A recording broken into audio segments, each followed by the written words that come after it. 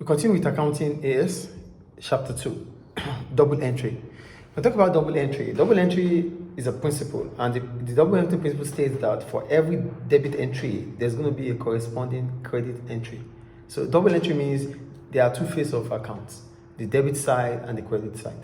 So whatever you have done with the debit side, you must correspond it with the credit side. So that's why the principle of double entry states that for every debit entry, there must be a corresponding credit entry, and vice versa. So if you are making a credit entry, you must correspond it with a debit entry. There's no one single account. Do you understand? So it's just about give and take. When I'm giving it to you, it means it doesn't stay with me anymore. Then I have to record it that it has left me. That is what it means. Do you understand that? So we'll go to classification of accounts. For our classification of account, we are only talking about the elements that make up accounting. The elements that make up accounting. So one of them are capital. When we're talking about capital, we're talking about the investment of the owners of the business. The money the owner of the business has put into the business. That's what capital is. Do you understand capital? We go to liabilities. For liabilities, we're talking about debts to the third party.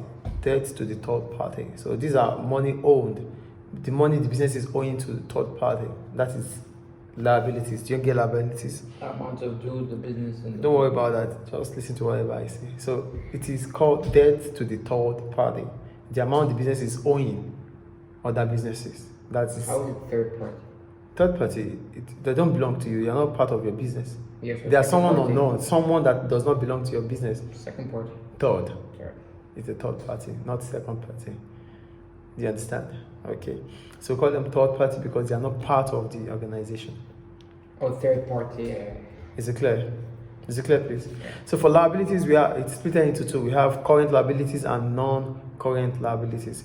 Why do we call it current liabilities, or why do we call them current liabilities? We call them current liabilities because these debts are the amount the business is owing to the third party that has to be paid within a year.